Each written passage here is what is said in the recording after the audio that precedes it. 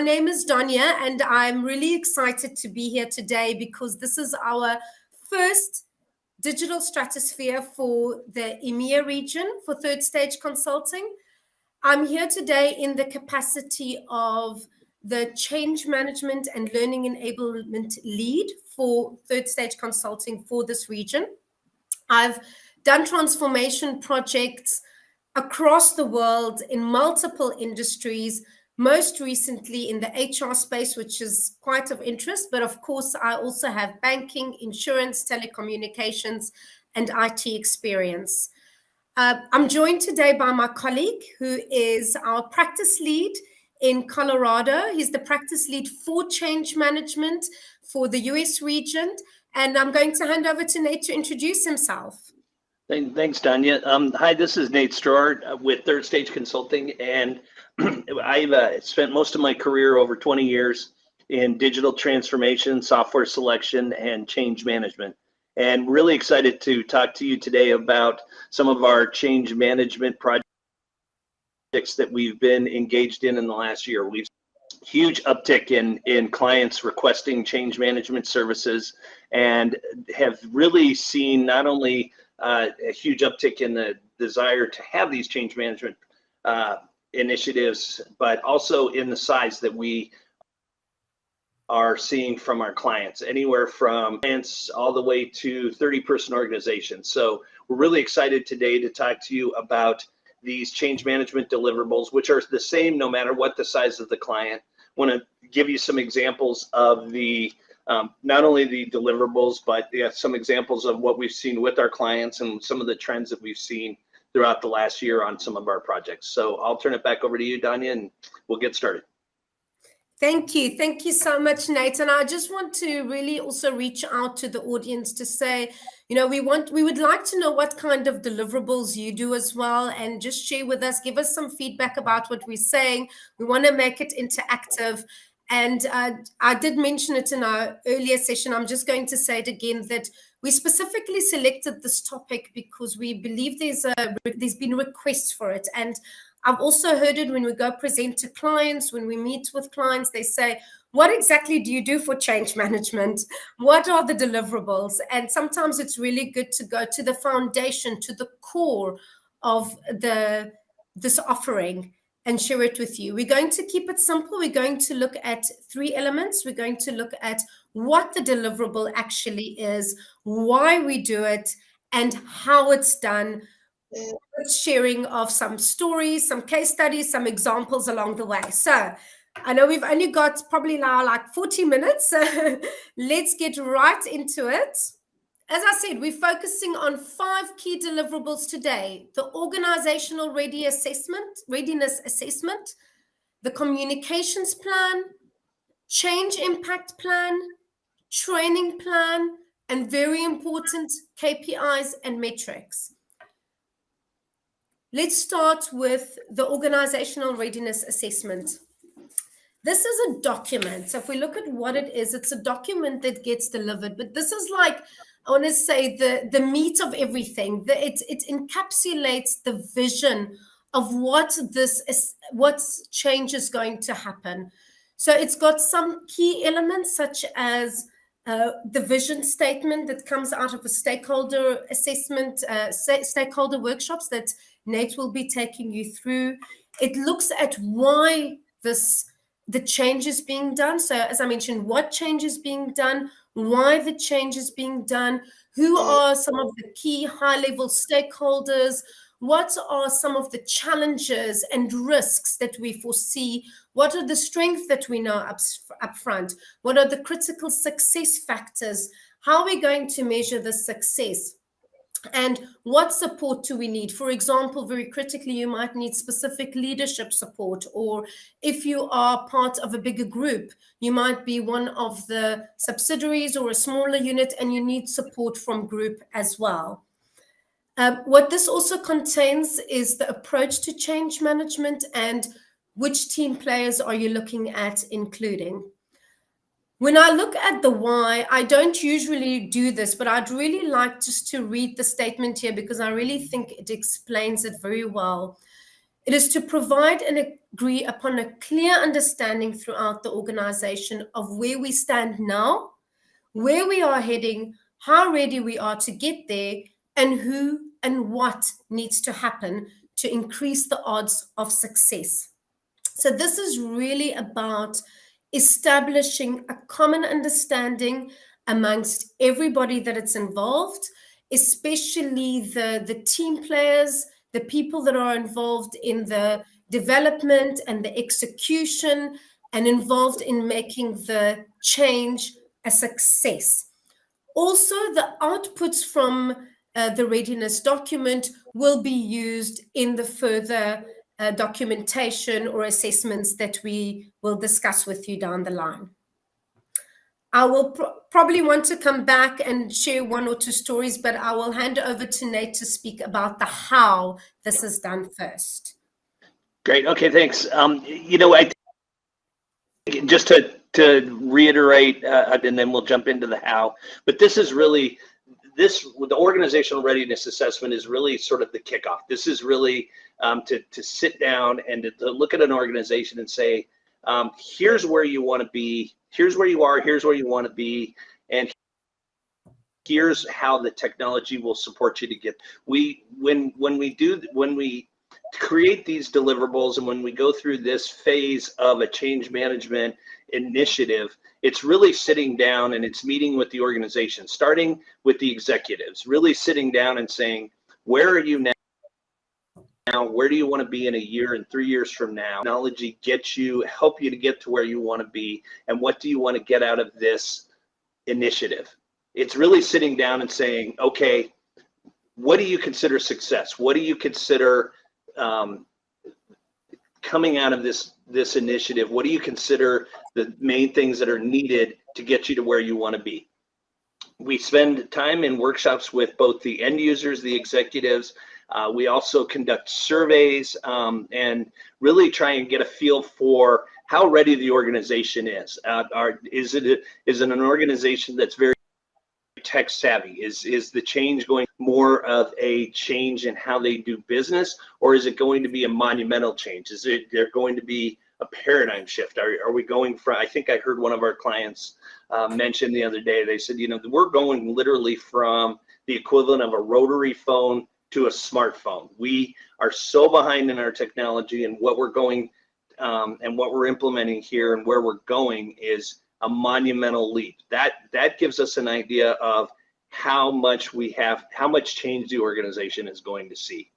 So basically the how and the why and what we get out of this deliverable is to really, here's where you are, here's where you want to be, here's how ready you are for this change, and these are the areas that we need to focus on the most to successfully implement this change.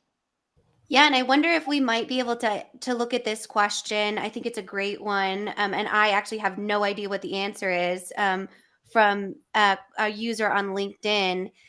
So they asked, what % of transformation programs prepare an organizational readiness document? And I'll answer first and say, not enough, right?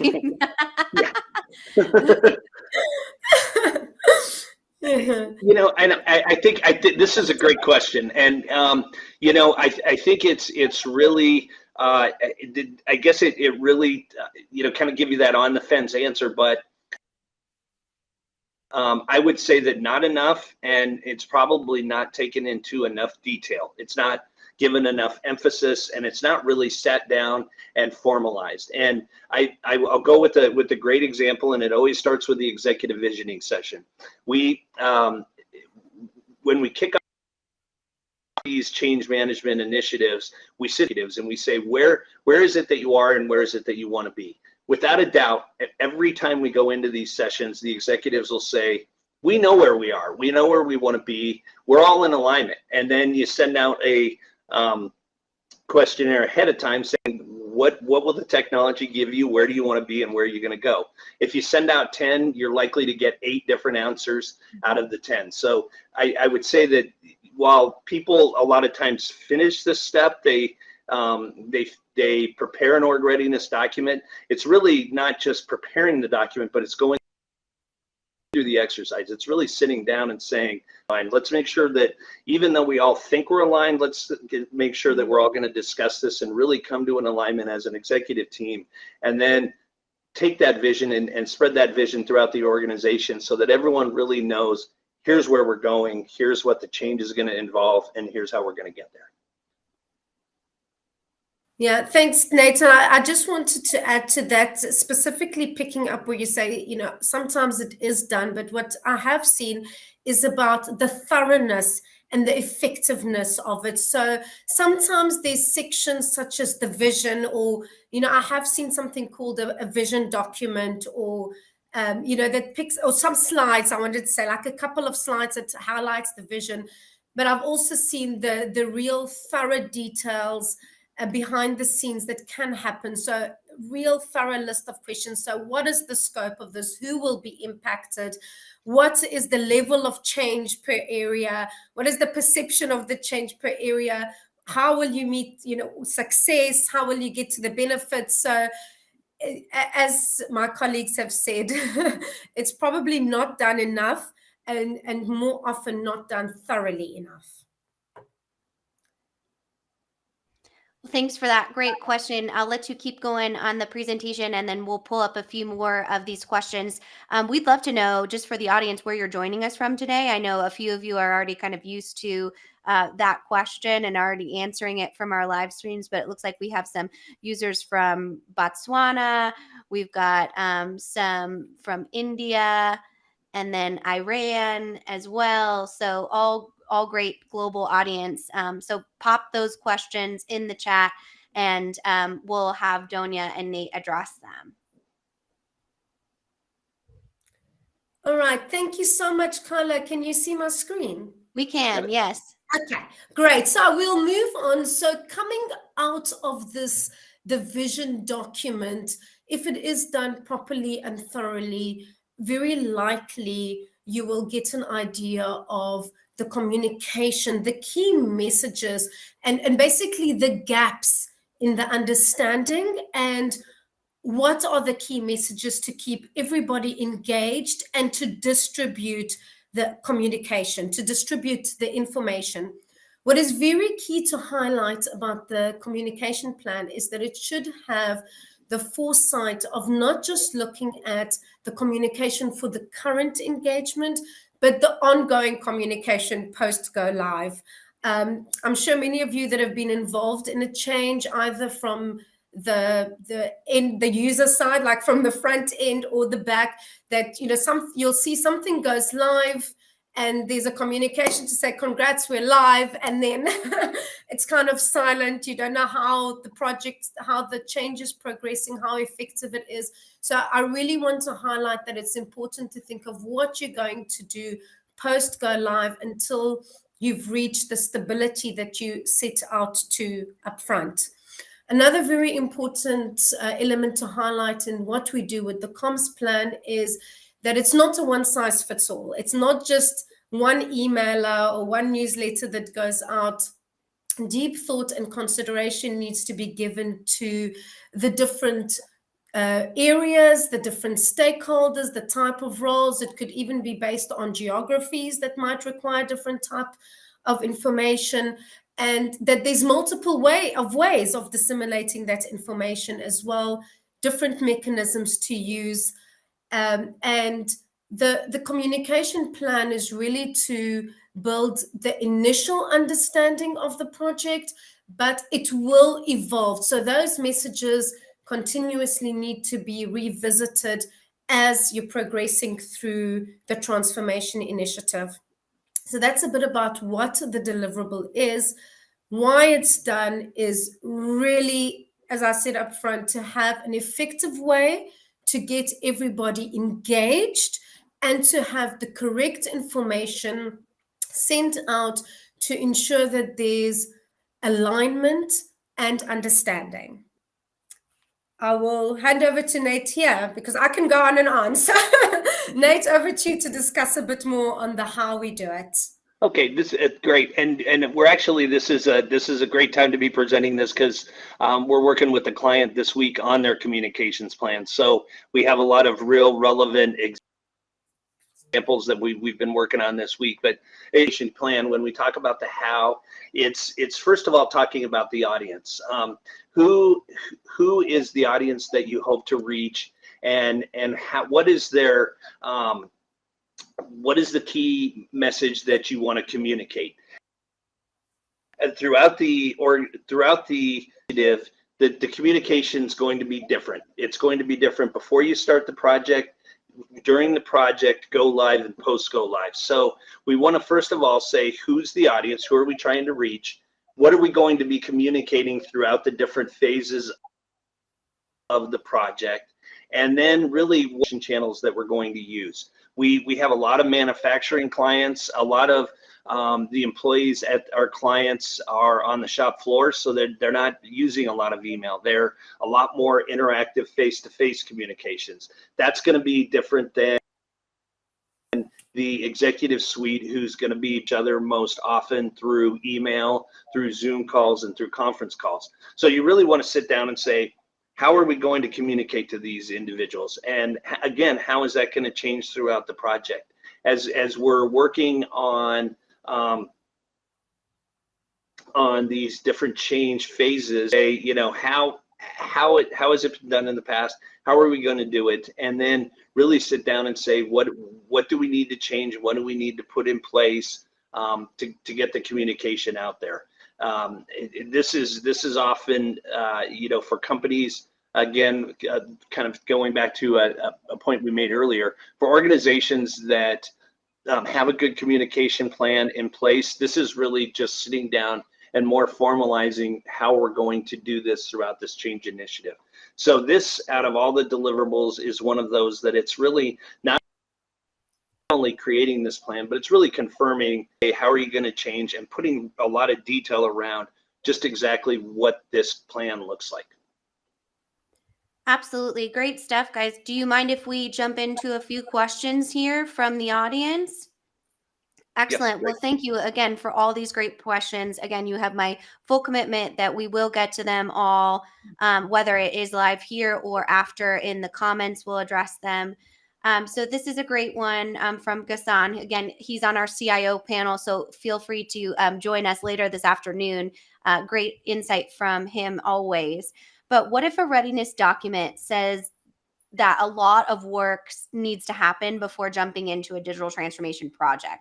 How long can a client wait? And what if they refuse to do all the prerequisites? Well, you know, I think this is a great question, and we're gonna hit a little bit on this later on in our presentation. But you know, it's never there's. I would say that with all of this, it's never too late to start.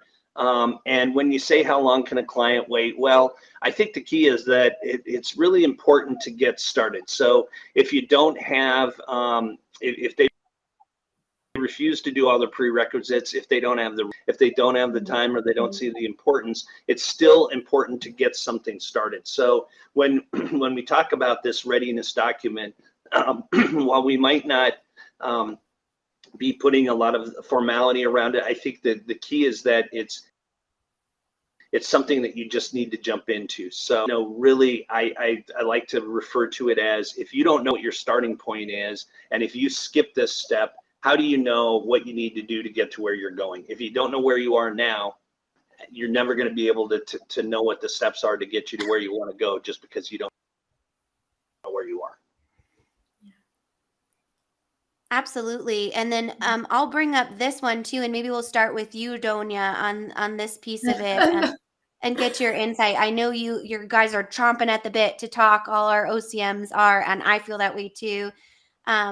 But do you ever find a challenge to get the right timing in the communication plans? Too early, people ignore it as irrelevant, but needs to give the audience enough warning of what's coming and how they're going to be impacted. So can you speak to that a little bit, Donia? Yes, I can. Thank you, Kyla. You know, doing all of this in reality is challenging, because the world is obviously moving fast. There's a lot of risks that might come up. So, of course, there are challenges that come up, and So, you know, sometimes there's a feel that the timing is never right. But the important thing is that regardless of the challenges, it needs to be done. You know, you might not, if you keep on waiting and saying the time is not right, nothing will go out. So, Carla, if you can please just pull up the rest of the question as well. I know I'm tackling the first part of it. So my answer to that is, even if there are challenges, it is very important to get the communication out there. And just to highlight that we spoke about multiple channels. And you're right. Some people don't have time to read an email, or an email is not the best way, for example, for some people. So try and be consistent with the messaging, get it out there. For example, I'll just give you something really practical, is if you have all of the leadership aligned, a simple thing is to request that in all the team meetings, you know, they just update all the employees in the area about what's happening, where we are, and some of the key challenges. It could literally be as simple as that, to tackle the challenges of the timing and holding off because of risks. I hope I answered the question correct, that the question that was asked. Unfortunately, I cannot see the questions while I'm screen sharing. So if I've missed anything, please let me know, Kyla. No worries. We have some great questions coming in, but let's keep going on your hows here, and then we'll jump back in. So keep popping those in the chat. We're watching them. Thank you so much, Kyla, and thank you everybody for your engagement. We're going to next talk about the change impact plan. And when we started off, we said the change readiness is really the meat. It has all the information. And between Nate and I, we agreed that change impact plan is probably the heart of everything, because this is where you really start to get into the details of the change impact that's happening. And what's very important to highlight here is that this is all the types of change. You bring in, if there's going to be a process change or a role change, it's not just the items relating to the technology. And really go through every change one by one, looking at the degree of impact of the change, which groups it's going to affect, what's the perception of the change by those groups, and then coming out of that is what are the action plans that are going to be put into place. And those actions can feed into your change management plan or back into your communications plan. And then you can also create a heat map where you look at what are the top changes and what are the top priorities. I just want to make sure I've told you everything here. So, and what some people ask about a stakeholder assessment. Often in the work we do, we include the stakeholder assessment as part of the change impact. And as I said, mapping out what changes are affecting which groups. So this is really done to be able to track the details of the changes and to know which groups it's going to impact, which geographies it's going to impact, and to know what the types of changes are and that they are all being tackled. Nate, over to you to talk a bit on the how this is all done. Yeah, so this is really, again, kind of the meat of it. And this is really kind of the most challenging part of most of the change impact initiatives that we undertake. And this is really when we sit down, this is spending a lot of time with the executives and the end users to sit down and not so much focus on what their job is today. That's very important to say, how are you doing it today? But how are you doing it today? How are you going to be doing how are you going to be conducting business in the future, and what that change is. It's really sitting down and finding out, what are tracking all the changes. So that sometimes it's as little as we're going to be calling fields different names. We're going to be tracking things differently, all the way through to the new technology will change the way our organization is structured. People are doing their jobs. The different work streams will be divvying the work up differently. So it's really sitting down and saying, what are those challenges? What are what are we, what are the big ones? What are the small ones? Keeping track of all of them, and really, while everything's important, let's focus on the top change impacts. Let's address those, and let's really make sure that we have a good assessment of what are our opportunities, what are our challenges, what are our strengths, and what are our weaknesses.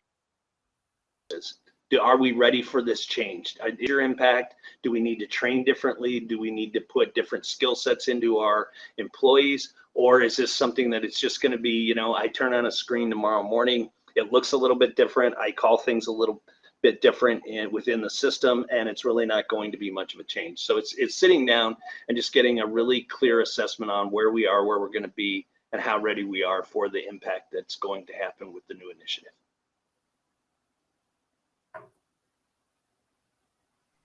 Excellent stuff, guys. We obviously have more questions. So I'm going to read this one. It's from one of our viewers on YouTube. So thank you so much for watching.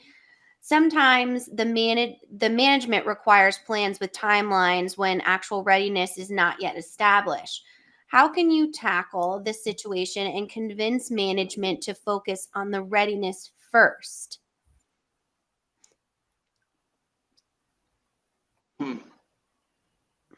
Oh, that's a great question. Mhm. I think it's I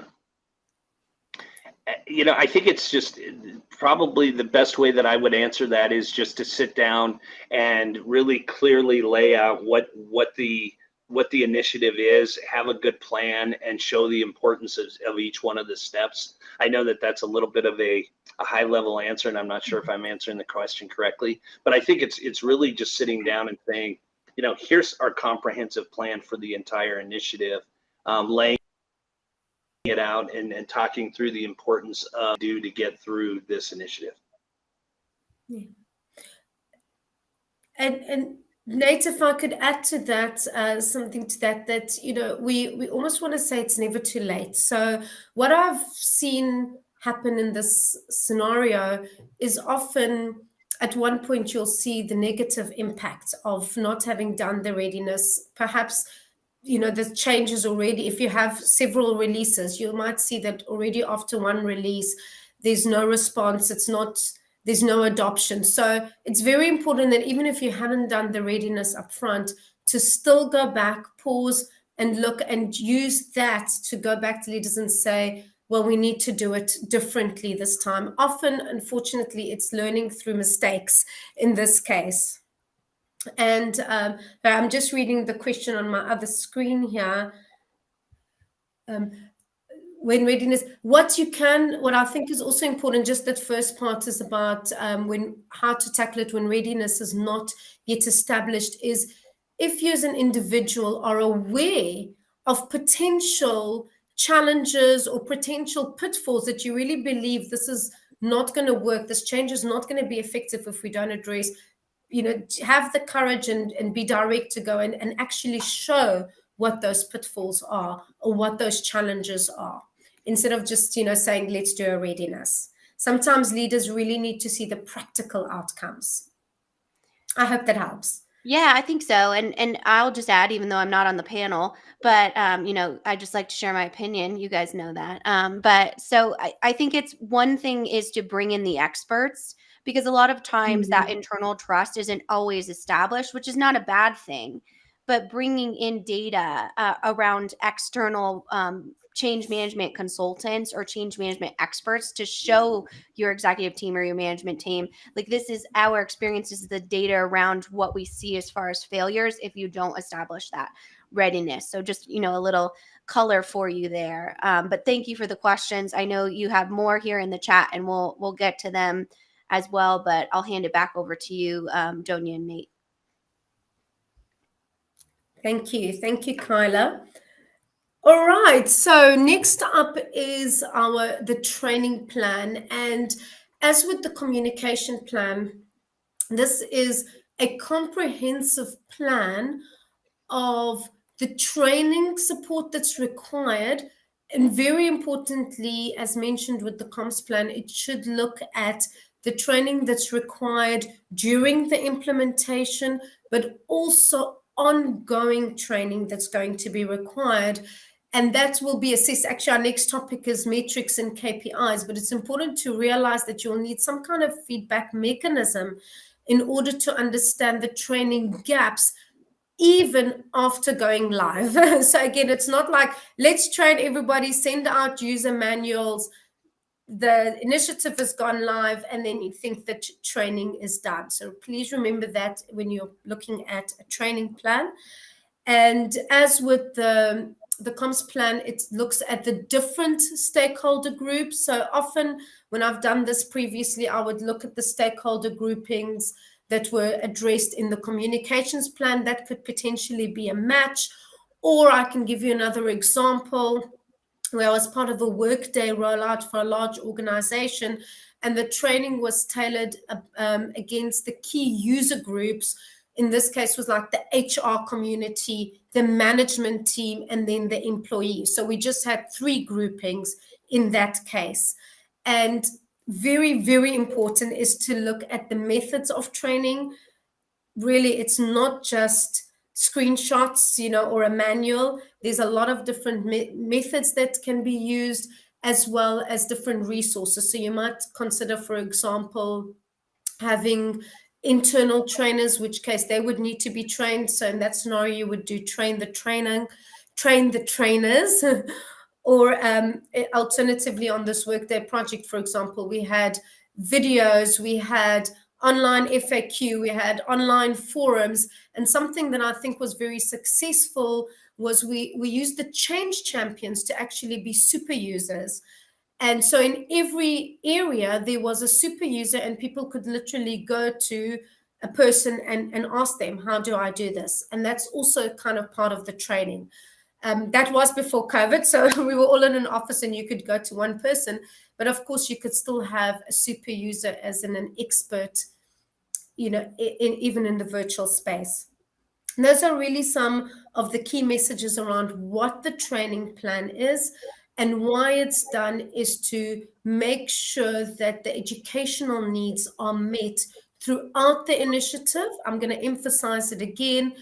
And post the initiative, to have that ongoing learning until you feel that the status quo has been reached. Nate. Okay, so when we talk about the how on the training plan, it's really a pretty straightforward way that our methodology that we help organizations create these training plans. And it's really first sitting down and saying, what are the end user groups? Again, different groups are going to require different training depending on their usage of the new technology, and their comfort with technology as a whole. And then it's really sitting down and saying, what are the selected training methods that are available? Again, we find a lot of times, and especially in organizations that haven't completed a technology initiative in the last 5 years, things a lot different now. So that we're all used to 10, 15 years ago, where you put a manual in front of someone, they flip through page 1, page 2, and they go through and use the system. Now there's a lot more interactive ways of training. There's a lot more opportunities to individual specific user. Then we sit there and say, what are the strengths, weaknesses, and gaps with the training methods and the resources in an organization? Do they have a formal training organization? Do they have an education department? Do they have employees in other areas throughout the organization? And is this something we can piggyback on that? And then it's really sitting down and saying, what is the timeline, and how are we going to work back from go live, post go live, working backwards to say, when do we start training? I think that's really important here to talk about the fact that without fail, every one of our clients, we talk about the fact that when we kick off a change management initiative, training, even though it's far down the line as far as an implementation, is really something that needs to start today. You really need to sit down and say, how are we going to train the people? And you really have to start with that mindset of, how are we going to get people ready to use the technology? If you have the technology, you can have the best technology in place. If people don't know how to use it, if they're not trained efficiently and effectively, you're going to fail. That we say, hey, right now, let's start from the beginning. And as we're going through this implementation, let's think about how we're going to get people ready to use it and how we're going to make them comfortable with the system going forward. Yeah. Thanks. Excellent. Sorry, Donia. I was going to see if we could pop in with a few more questions, if you don't mind. Thank you. Carla, while you bring up Krisha, I just wanted to thank Nate for mentioning about that it's throughout the journey. We don't just look at training right at the end. It would be too late if it's, because it's done at the end, people, often it's thought about just before go live. So it is important to have it throughout the journey. And this brings me to the point that I'm hoping you can, talking to the audience, you can see that how all of these are weaving into each other already, all these deliverables, and that these deliverables become live documents. So a lot of the feedback you'd get once you've done the change impact, once you've gotten feedback from communication, to keep feeding the training plan throughout the journey and refining the documentation. Thank you, Kyla, for allowing me to add a little bit more. And that is perfect. It was like you were reading the mind of this user, because this is a very similar question. So one of our LinkedIn audience members said, is change management something that can be dialed into the program at different points, or is it a big mistake to not integrate it from beginning to end? So maybe Nate, we'll start with you on that one. Yeah, this is a great question, and this is something that really hits home. One of our biggest clients here at Third Stage, we kicked off about a year ago. They were about around 9 months into a technology initiative, the implementation program. We were called in, where I would say 9 months into a 24-month initiative, and really, I would say it's never too late to start. So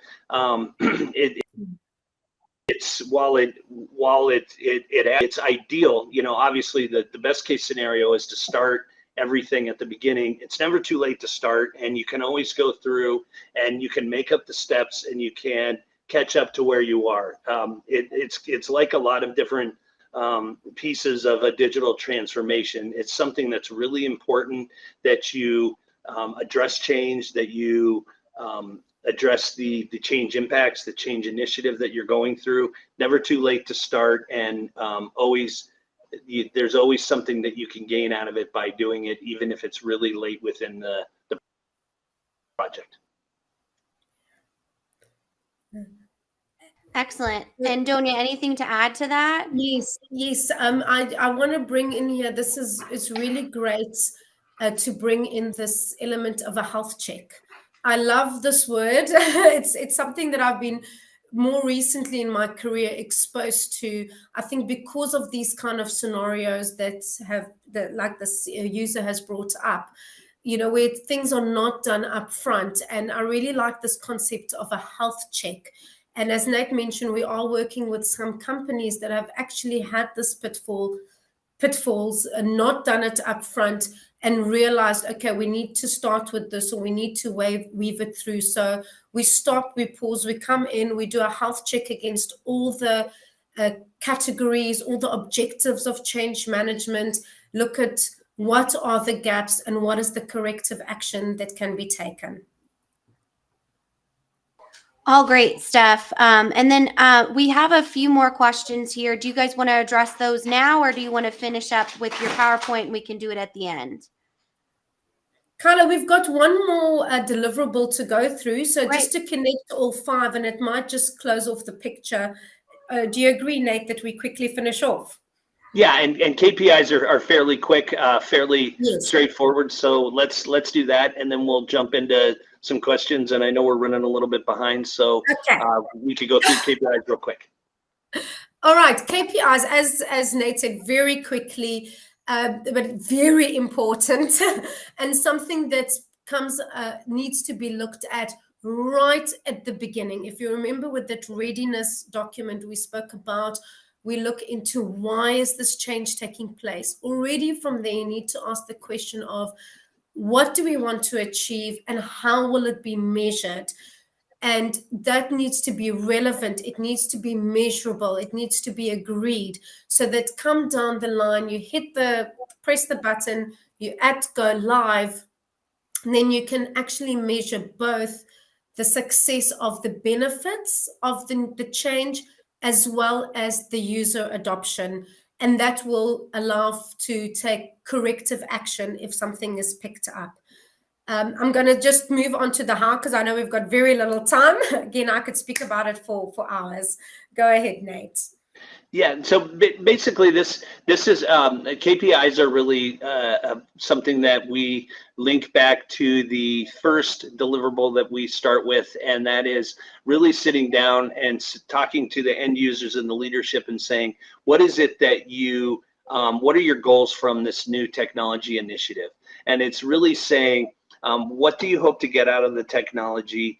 How are we going to measure what success is? Measuring, creating a measuring mechanism, and really sitting down and starting to say, can we measure how we're doing things today, and get a baseline for where we are today and where we will, and then start to then really track key performance indicators, not only on our current technology, but as we go live and as we go post live, and using the system to really sit down and say, how are we benefiting from this technology?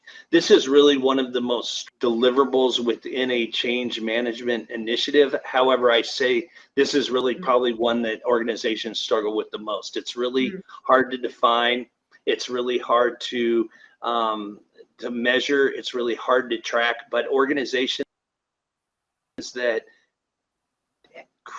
and clearly create KPIs and run their business based on the success and on the benefits that they're getting from their technology really see the most benefit from a new technology initiative.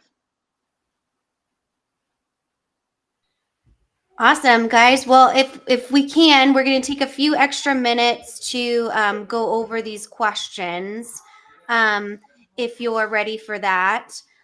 So if you're done sharing, I can put them up here on screen if you want to be able to see them. So first of all, I just want to. Lindsay has a great question here. So are all the deliverables shown at the beginning, or are they in parallel, or what does that look like as far as those?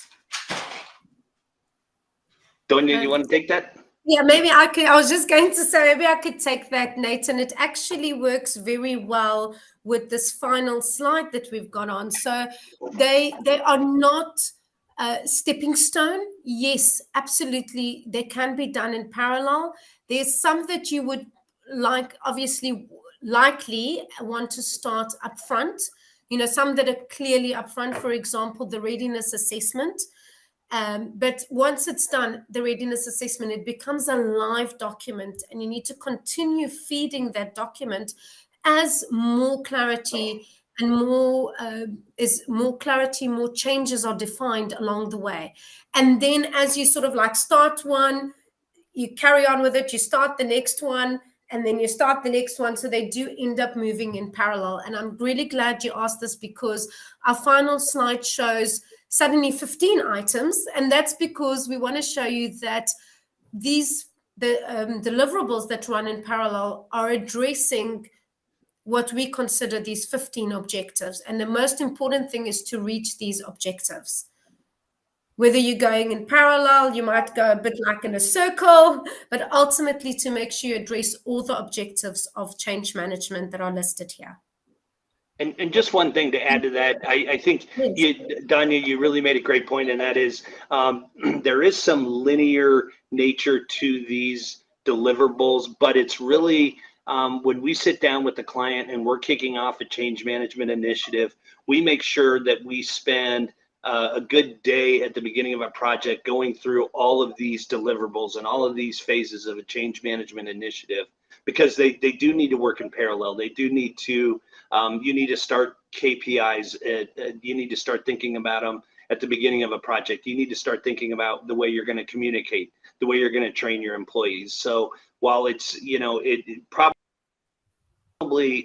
always starts off with assessment to really say, how ready are we for this change? It's really important to know that all of these need to be addressed from the beginning. So you need to start thinking about all 5 right from the start.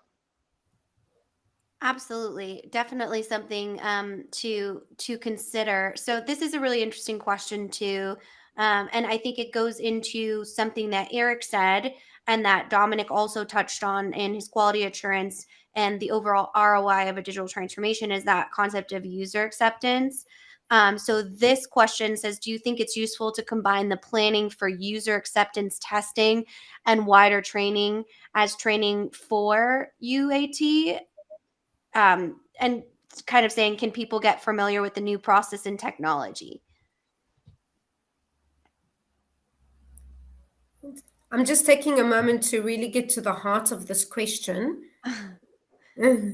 I think so too. I think it's basically user acceptance testing and the wider training. Should those be done together, or what does that look like as far as not only the structure, but how do you get them familiar outside of testing with the new process and technology? Yeah, well, the way I see it is that they're probably different things. So the user acceptance testing is usually done with a small group to see, how's this technology matching to the requirements. Whereas when we're talking training, we're actually looking at training across the organization, across all the stakeholders. People that are somehow engaging with this change, everybody needs to be taken into consideration. So I see UAT group as a smaller group, if I understood the question correctly. And obviously the people doing the UAT will probably get to have a little bit more interaction with the system up front, but really everybody needs to be considered in the training plan. Absolutely. Yeah, and I think it's important just to add to that. None of these happen in a bubble. They're all part of system integration, testing, training, and user acceptance. Needs to happen concurrently. It all needs to happen considering all the other pieces. So you don't just complete user acceptance testing, system integration testing, and training. They're all happening at the same time. Yes, and I think that cohesion is so important, because sometimes those silos can kind of bubble up in these change management processes or plans, mostly because some teams are really good at change and some teams have a different subculture. So I know there's lots of questions here, and I really appreciate all of the great questions. We're going to do one more from YouTube, and then let Donia and Nate get back to their client work. But let's read this question. So, how do we align the change management and the project management of the actual digital transformation requirements? Is one part of the other? Are they managed by 2 different teams, or are they a sequential endeavor? So let's start with you on this one, Donia. Yes. Okay. Thank you, Kyla.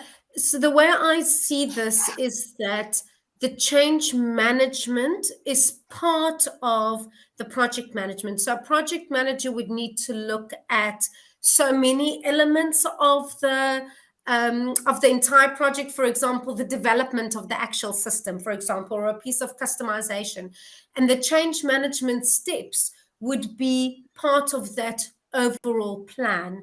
So as Nate said, all of these things are integrated. In terms of management by separate teams, part of it, we highly recommend that there are focused change management resources, especially in larger projects. In some cases, if it's a very small company, for example, or a very small change, as long as change management is addressed, it can be done by the same project management team. But as I started out saying, project management looks at a lot of different elements, and we need the change management expertise to focus. You saw all those different deliverables, how they feed into each other, looking at the different impacts of different groups. So it's very important to have the change management focus working integrated into the full project. Yeah. Thank you. Excellent. Absolutely. Won't even elaborate on that. That was a great answer. Just like Thank mic you. drop situation here. Great. Okay, Exactly. Great session, you guys. Thank you so much. And I know, thank you to all of our great engagement. I know you have a lot of questions. If you'd like to connect with Donia and Nate, I did drop both of their LinkedIn profiles in our LinkedIn stream. So be sure to follow them for additional thought leadership in this area.